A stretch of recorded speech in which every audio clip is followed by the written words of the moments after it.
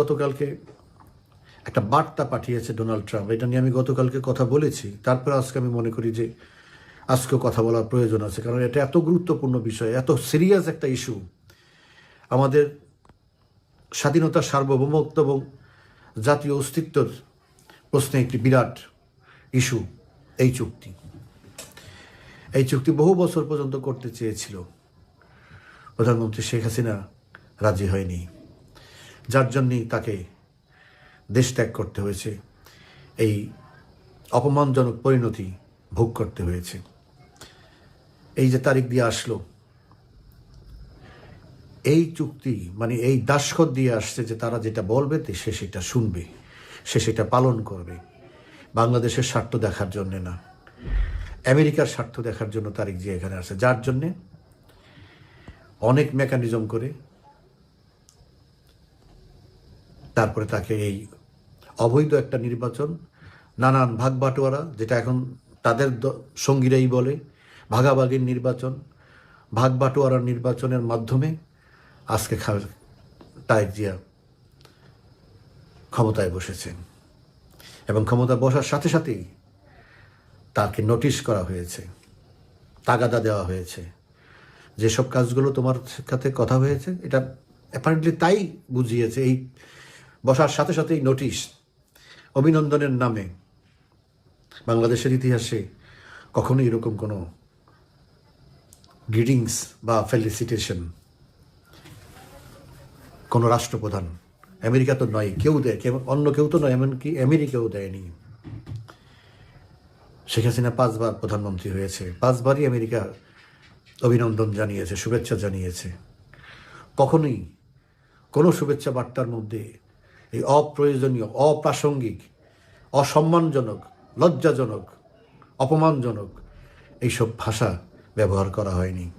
বরং কোনো কোনো ক্ষেত্রে প্রেসিডেন্ট বাইডেন এই শেষ অভিনন্দন বার্তায়ও তাকে শেষ করতে হয়েছে শেখ হাসিনার প্রতি সম্মান রেখে, তাকে খুশি করার জন্য জয় বাংলা বলে। সেই কোত্থেকে আমরা দেখি এখন কোথায় এনেছে।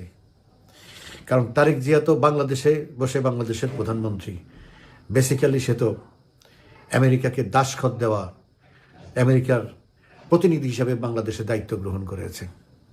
তা না হলে, কারণ আপনারা জানেন যে আমেরিকার এই ট্যারিফ বা বাণিজ্য মন্ত্রণালয়ের এই ট্যারিফ ইস্যু যে ডিল করতেছে, নেগোশিয়েট করতেছে, চিফ নেগোশিয়েটর তারেক জিয়াকে ফোন করেছিল এবং সেটা বিএনপির প্রেস রিলিজ দিয়ে সেটা প্রকাশ করেছে। কি আলোচনা হয়েছে সেটাও প্রকাশ করেছে। ট্যারিফ ইস্যুতে আলোচনা হয়েছে, ইউনুস যে কমিটমেন্ট করেছে সেই ব্যাপারে তার বক্তব্য কি, তার ভবিষ্যৎ পরিকল্পনা কি, এক কথায় তারেক বলে দিয়েছে। ইউনুস যে কমিটমেন্ট করেছে আমরা তা অক্ষরে অক্ষরে মেনে চলব, কারণ তার দরকার ক্ষমতায় যাওয়া, এখানে বাংলাদেশের স্বার্থ দেখা তার দায়িত্ব না। অথচ স্লোগান দিয়ে এসেছে সবার আগে বাংলাদেশ। আমি আজকে আমার ফেসবুকে বলেছি তারেক জিয়ার এখন স্লোগান চেঞ্জ করা উচিত, যেহেতু এটা প্রকাশ হয়ে গেছে যে সবার আগে আমেরিকা। সে যেহেতু কমিটমেন্ট করেছে, আন্ডারহ্যান্ড যেটা করেছে লন্ডনে থাকতে, সেটার জন্যই তাকে আসার ক্লিয়ারেন্স দেওয়া হয়েছে। এখন ওপেন তাকে জিজ্ঞেস করা হয়েছে, সে এগ্রি করেছে ইউনুস যে সমস্ত কমিটমেন্ট করেছে সেইটা।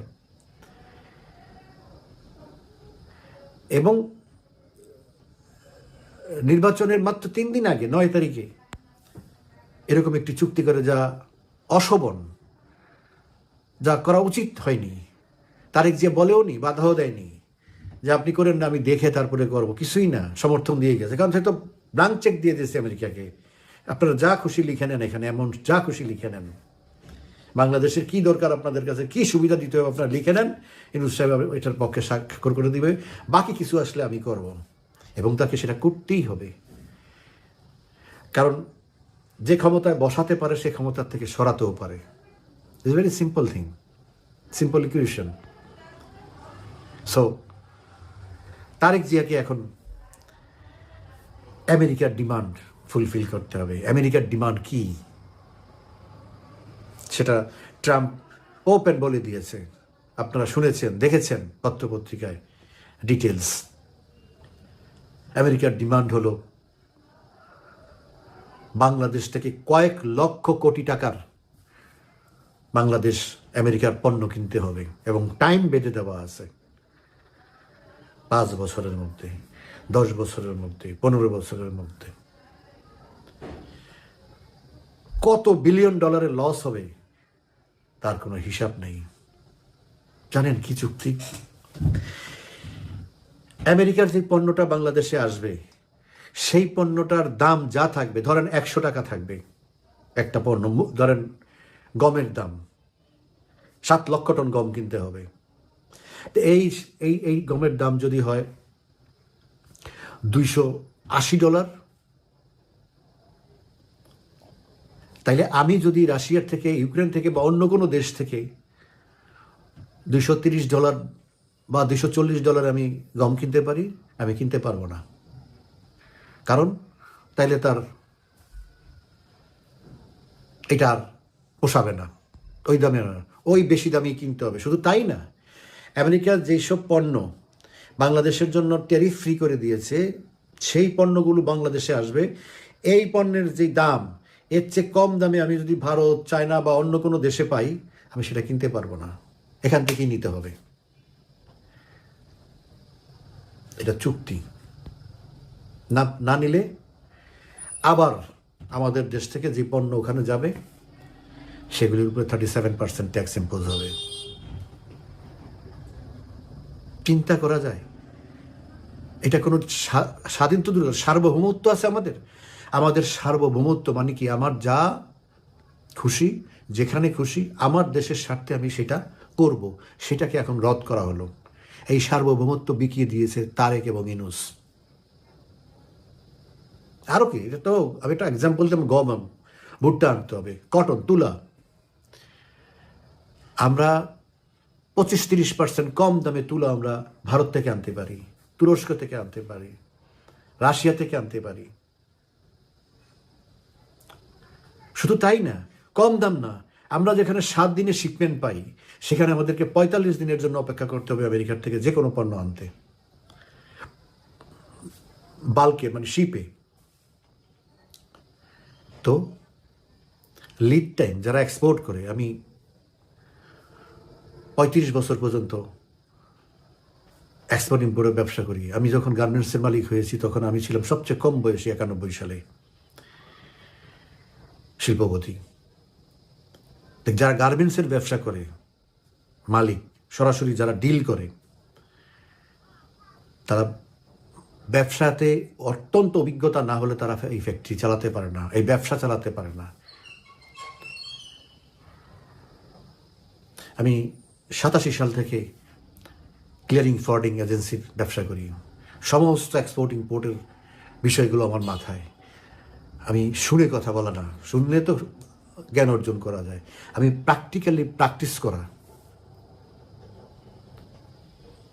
নানান দেশে বিদেশে ব্যবসা করেছি, ব্যবসার নর্মসটা জানি, ব্যবসার এথিক্সটা জানি।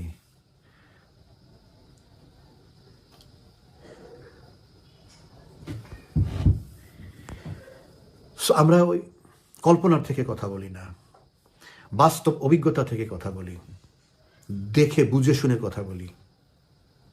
এলএনজি কিনতে হবে 1 লক্ষ কোটি টাকার আগামী 15 বছরে আমেরিকা থেকে, লিকুইফাইড ন্যাচারাল গ্যাস, যেটা আমি আরো 20-25% কমে আমি অন্য জায়গার থেকে কিনতে পারবো। তার মানে কি?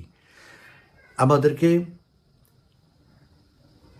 একটা লোক ভাড়া করে এনে ইউনূসের মতো বসিয়ে দিয়ে তারপরে আমাদের সমস্ত কিছু ছিনিয়ে নিয়ে গেল আমেরিকা।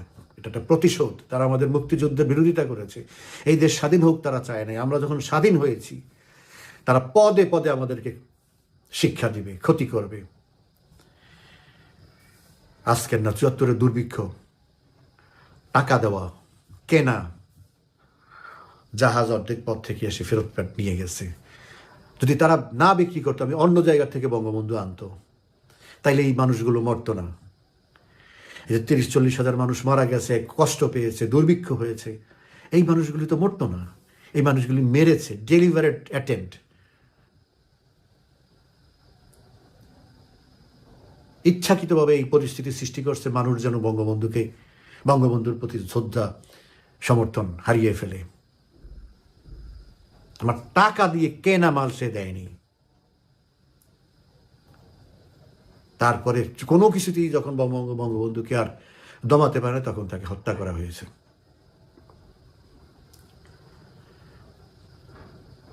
তারপরে 21 বছর পার হয়ে গেছে, আবার সেই জনগণের মধ্য থেকেই আওয়ামী লীগ জেগে উঠেছে, শেখ হাসিনার নেতৃত্বে ক্ষমতায় এসেছে। ক্লিনটন নিজে আসছে, বিল ক্লিনটন, আমেরিকার প্রেসিডেন্ট, প্রথম এবং শেষ বাংলাদেশে আসা। ক্লিনটন পাশে রেখে, প্রধানমন্ত্রী শেখ হাসিনাকে পাশে রেখে বলেছে, আমি আপনার গ্যাস চাই।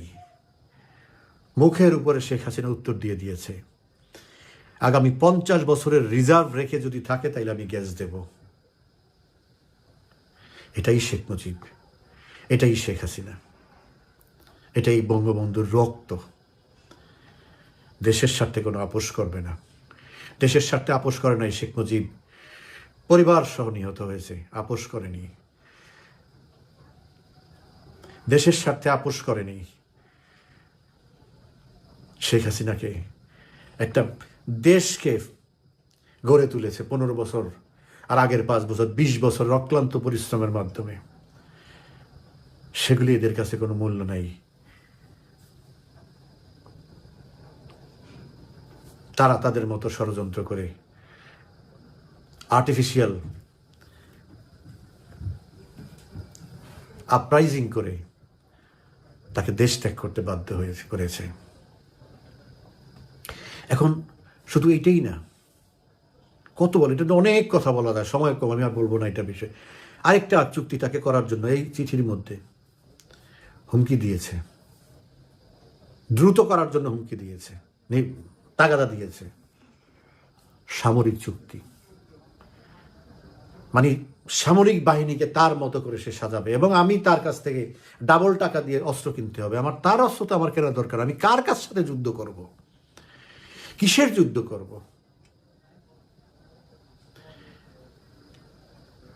লাখ লাখ কোটি টাকার অস্ত্র কিনতে হবে তার কাছ থেকে আমার বেশি দামে। আমার হাইটেক, এত হাইটেকের দরকার নাই তো। হাইটেক, এর চেয়ে হাইটেক অর্ধেক দামে পাওয়া যায় চায়নাতে, রাশিয়াতে। আমি কেন তার কাছ থেকে অস্ত্র কিনতে যাব?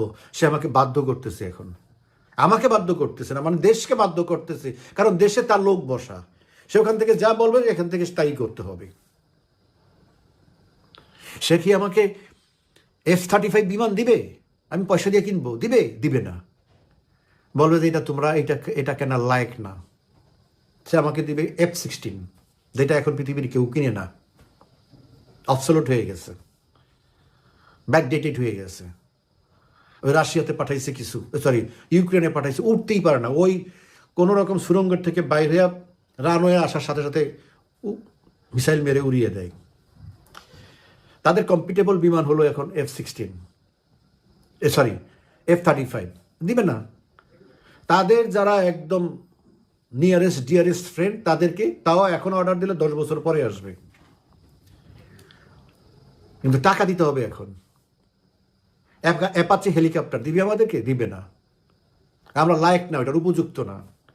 তো তার যে রিয়েল হাইটেক যে প্যাট্রিয়ট এয়ার ডিফেন্স সিস্টেম দিবে না। বলবে তোমরা এটার দরকার নাই, উপযুক্ত না। তো তা এগুলো এর বাইরে যা আছে, আমাকে যদি অ্যাটাক করে কে করবে? ইন্ডিয়া করবে। ইন্ডিয়া তো সব কিছুই আছে, এগুলি সবই আছে, চায়ার প্রোডাক্ট আছে। কে করবে? বার্মা করবে। রাশিয়া তার দিয়ে বসে আছে সমস্ত টেকনোলজি। তাহলে আমি যদি সামরিক দিক থেকে আমি যদি উন্নত হইতে চাই, তাহলে আমাকে দেখতে হবে আমাকে কে অ্যাটাক করছে, আমার সারাউন্ডিংসে কে আছে। ইন্ডিয়া আছে, বার্মা আছে, তার চেয়ে বেটার অপশন আমাকে নিতে হবে। অ্যাটলিস্ট তার সমসাময়িক অপশন আমাকে নিতে হবে। সেগুলি তো তারা দিবে না আমাদেরকে। এখন এতে ওয়ে আউট কি? ওয়ে আউট হচ্ছে আমাদেরকে টিকে থাকতে হলে, বাঁচতে হলে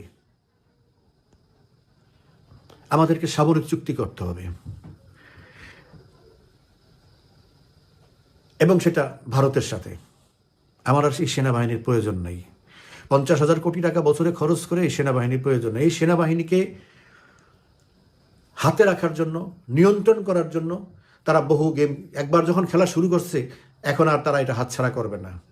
এই সেনাবাহিনী আমেরিকার কমান্ডে চলতে হবে, যখন তখন যাকে বলবে তাকে ক্ষমতা থেকে সরাইয়ে দিবে। আর এই সেনাবাহিনী, এত বড় সেনাবাহিনী রাখার আমার কোনো প্রয়োজন নাই। আমি কার সাথে যুদ্ধ করব? সো আমাকে ভারতের সাথে ডিফেন্স এগ্রিমেন্ট করতে হবে। আমার নিরাপত্তা বাহিনীর দরকার না। India will ensure our security, that's it. এই আমেরিকার এই থাবা থেকে বাঁচতে হলে আর কোনো উপায় নেই। এখন আর অল্টারনেটিভ হলো আমেরিকার শূন্য আমার এখানে আনা, যে তোমরা আমার সিকিউরিটি, তোমার সাথে আমার সাথে সিকিউরিটি এগ্রিমেন্ট করো, তোমার সোলজার এখানে আনো, মানে পুরা দেশটাই তারা দখল করে নিয়ে যাবে, এবং India will not allow that. So কি যে একটা ঝামেলার মধ্যে আমাদেরকে ফেলেছে এই ডেভিল ইনুস এবং এই তারেক। এই চুক্তিটাকে বাস্তবায়ন করতে হবে, তা না হলে ক্ষমতায় থাকার কোনো সুযোগ তার নাই, টাস করে ফেলে দিবে। আর এই আমার সবার আগে বাংলাদেশ এই স্লোগান বাদ দিতে হবে, আর নেই। এটা ধরা পড়ে গেছে যে বাংলাদেশের মানুষের, বাংলাদেশের এই স্বার্থের বিরুদ্ধে এক ইনুস 18 মাস শেষ করে দিয়ে পঙ্গু করে দিয়েছে। এই তারেক যতদিন থাকবে এখন আমেরিকার জন্য এই কাজ করতে হবে, অর্থনৈতিক এবং সামরিক, সব শেষ। এখান থেকে বাঁচার উপায় কি? এর থেকে বাঁচার উপায় আছে, সেটা আমি আজকে বলবো না, এটা নিয়ে কালকে কথা বলবো। আজকে অর্থনৈতিক সাইডটা বললাম, কালকে বাকি অংশ, শনিবার আছে, বিদেশ নিয়ে কথা বলি মাঝে মাঝে, সময় হয় না, এই জন্য সুযোগ হয়নি, বলা হয়নি। এখন থেকে শুক্রবারে অর্থনীতি নিয়ে মানে শেষ করবো একটা কথা বলে। অর্থনীতি যেহেতু আজকে কথা, আর্থিক বিষয়ে দেখেন, ক্ষমতায় বসেই তারেক জিয়া জাতিসংঘে চিঠি দিয়েছে যে আমরা যে উন্নয়নশীল দেশে গ্র্যাজুয়েশন করেছি, এটা এই নভেম্বর মাসে,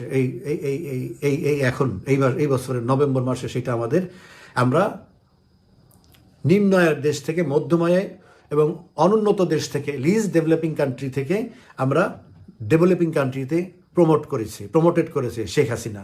এটা ডেটটা হলো, এটা আগেও ছিল, তখন কিছু কিছু জিনিস ব্যবসায়ীদের সমস্ত এদের যে আমাদের টেলোমেলো সে গুছে নেই হয়ে গেছে, তখন টাইম দিয়েছে। এটা তারিখ যে 3 বছর এক্সটেনশন করার জন্য অলরেডি চিঠি দিয়েছে, আমাদেরকে ওই জায়গায় যেতে দিবে না, আমাদেরকে ওই দরিদ্রের মধ্যেই রাখবে।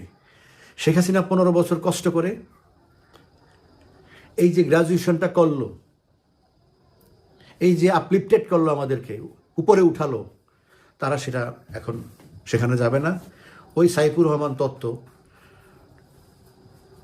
আমরা স্বাবলম্বী হলে, খাদ্যে স্বয়ংসম্পূর্ণ হলে আমাদেরকে আর কেউ ভিক্ষা দিবে না। আবার প্যারিস কনসোর্টিয়ামে বসে থেকে $2 বিলিয়ন খয়রাত পাবো, সেটা এনে চলবে, এই ভিক্ষাবৃত্তি তো শেষ হবে না। এই মানসিকতা নিয়ে আসছে উনি, বাংলাদেশকে উন্নতি করবে, স্বাবলম্বী করবে। কি বলবো, কোনো মেগা প্রজেক্ট করবে না, সিদ্ধান্ত জানিয়ে দিয়েছে। তা আমাদের তো আর নতুন করে রাস্তাঘাট করার দরকার নাই। ছোটখাটো রাস্তা গ্রামে আইলের উপর দিয়ে শেখ হাসিনা পিচ ঢালাই করে দিছে, জমির আইলের উপর দিয়ে। I hope you understand what is আইল। আমাদের দরকার মেগা প্রজেক্ট, শর্টকাটে। কোত্থেকে এই পদ্মা ব্রিজ করলো, মানুষ দক্ষিণ পশ্চিমাঞ্চলে যেতে যেখানে 10-12 ঘন্টা লাগলো, এখন 3-3.5 ঘন্টায় ফুস করে চলে যায়। এইভাবেই তো জিডিপি বাড়ে, কমিউনিকেশন বাড়ে, বিজনেস বাড়ে, এইভাবেই তো পৃথিবী এগিয়ে গেছে। সমস্ত উন্নত দেশ তো এইভাবে হয়েছে। আপনাকে অবকাঠামো উন্নয়ন, এখন অবকাঠামো, ছোট অবকাঠামোর দরকার নেই, বড় অবকাঠামো করতে হবে। আরেকটা পদ্মা সেতু করতে হবে। বিদ্যুৎ, শেখ হাসিনা গত 15 বছরে বিদ্যুৎ যা করে দিয়ে গেছে, আরো 5 বছর বিদ্যুৎ না উৎপাদন করলেও চলবে। কিন্তু সেটা নিয়ে যদি আমি বসে থাকি এখন, যে 5 বছর না হলে চলবে, ওই তারেক জিয়ারা, খালেদা জিয়ারা 2001 সালে যে ঘটনা করছে, আবারও সেই ঘটনা করবে। 2001 সালে কি ঘটনা করেছে? 1 মেগাওয়াট বিদ্যুৎ উৎপাদন করে নাই, বরং আরো কমিয়েছে। সেগুলি ওভারহোলিং করে নাই, রিপেয়ার করে নাই, সেগুলি কাজ করে নাই। তো 96 সালে শেখ হাসিনা ক্ষমতায় এসে 32 মেগাওয়াট 3200 মেগাওয়াট বিদ্যুৎ পেল। আর 2001 সালে ক্ষমতা ছাড়ার সময় 4200 মেগাওয়াট 4200 মেগাওয়াট বিদ্যুৎ দিয়ে গেল। আবার 2008 সালে যখন জিতলো, 9 সালে ক্ষমতা গ্রহণ করলো, তখন সেই 3400 মেগাওয়াটে নিয়ে গেছে। আরও 700 মেগাওয়াট 800 মেগাওয়াট কমে গেছে বিদ্যুৎ। মানুষ 18 ঘন্টা 19 ঘন্টা লোডশেডিংয়ে ছিল। এখন এই 15 বছরে শেখ হাসিনাকে বিদ্যুতের স্বয়ংসম্পূর্ণ করেছে, ঘরে ঘরে বিদ্যুৎ দিয়েছে। আজকে গ্রামে গঞ্জে বিদ্যুৎ নেওয়ার লোক নাই। কিন্তু উৎপাদনে না গেলে কি হবে?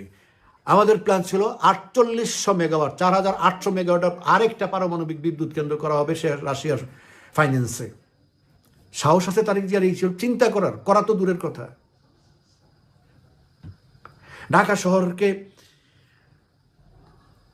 মাকড়সার জালের মতো মেট্রো রেল দিয়ে ছাইয়ে দেওয়া হবে, পাতাল রেল করবে, এগুলো ধারে কাছে যাবে? আর বিগ প্রজেক্ট করবে না, মেগা প্রজেক্ট করবে না, তো এগুলো আর কিছুই হবে না। আমাদেরকে সেই মানদাতার আমলে থাকতে হবে, মানে আমরা 10 বছর আরো পিছিয়ে যাব। যেখানে আগাতে হবে সেখানে যদি আমি না করি, তার মানে আমি পিছাচ্ছি। মানুষ বাড়তেছে, গাড়ি বাড়তেছে, বিদ্যুতের ব্যবহার বাড়তেছে, আল্লাহ জানে কোথায় নিয়ে যায়। যাই হোক, আমি আর বাড়াতে চাই না কথা, বাকি অংশ আছে কালকে বলবো। আমরা খুব ফেসাদে পড়ে গেছি, উত্তরণ আছে ইনশাল্লাহ, কালকে কথা বলবো।